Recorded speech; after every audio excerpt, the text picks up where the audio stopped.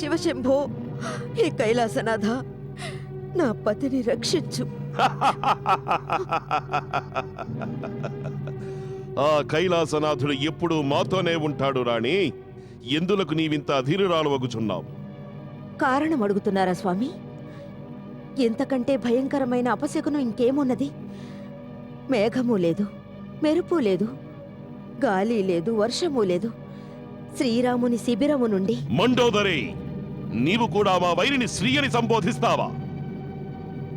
క్షమించండి నాథ. శత్రువుల శిబిరము నుండే జంఝామారుతము వలె వచ్చినది.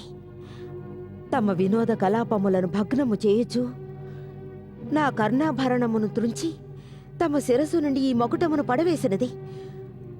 అయినను తమరు ఏమీ కాలేదనుచున్నారు.